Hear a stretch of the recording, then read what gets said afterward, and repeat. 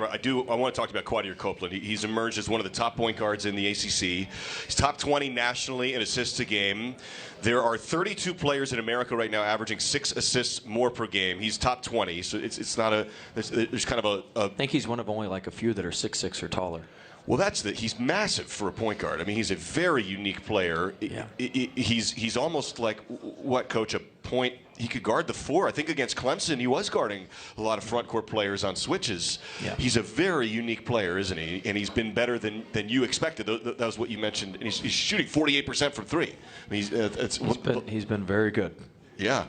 He's been very good. He's been a pleasant surprise. I mean, we've had some unpleasant surprises, but he's been a pleasant surprise. 19 points, 9 assists. He's been good. Look, he's a unique player. I give him credit. I mean, look, now he was fortunate. He was able to, if he'd have stayed at Syracuse or if he'd have come to NC State last year, none of this would have happened. We were able to fix everything and toil everything and anonymously down in Louisiana. When he's turning the ball over 7 times against Northwestern State, nobody cares. You know what I'm saying? There's 40 people in the gym, and it is what it is. We're in Prather Coliseum, and it's like, all right, whatever. So I mean, nobody. We were able to work through those kinks while we're beating people by 25, and he throws some of those crazy passes. Like, it is what he was able to grow into it, which he wouldn't have been able to grow into it had he stayed at a high major school. Now, I'd be lying if I told you I thought it was going to go this well when we brought him here. But I mean, I knew. Look, he's very determined. He's very there's positive and negative to everybody's traits, right? He's very headstrong. But the negative is, hey, you can see some of the negative sometimes. But the positive is, he puts his mind to something. You tell him he can't do it. He's going to do everything he can to prove you wrong that he can do it. Now, sometimes it's overboard in terms of being stubborn, but I mean, look, we couldn't ask for any more than we're getting from him, and I'm very proud of him. We watched film yesterday together. We went through the 4 turnovers against Syracuse and went through some of his good plays, and he's worked. I mean, look, it's one thing, he's gotten in there, he's worked, he's done the work, he's made it happen.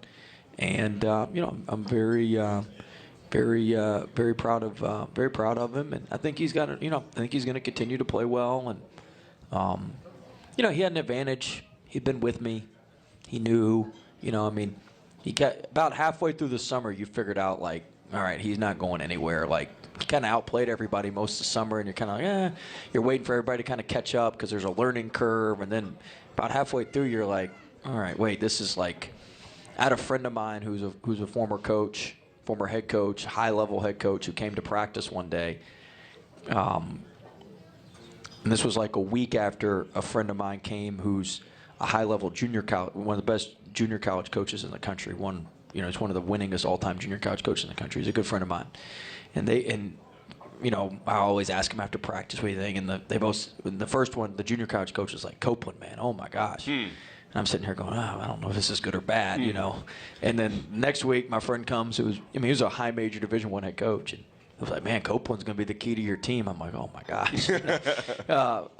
But you get that feedback, and it kind of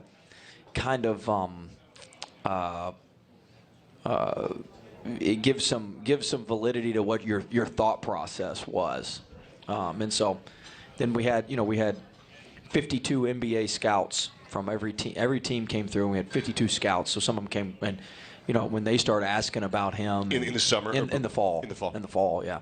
When they started asking about him, it's like, okay, like they see the same thing all of us see, and then you could kind of see where it was going to go. But proud of him. Look, he spent his own money to go work on his shot. I mean, I set it up, and I went out there with him and Paul for the first 3 days to kind of get them situated out there. Then I left, and they stayed for the rest of the time. But I was out there with them for a couple of days, and he invested in himself and bet on himself and coming here, and it's paid off.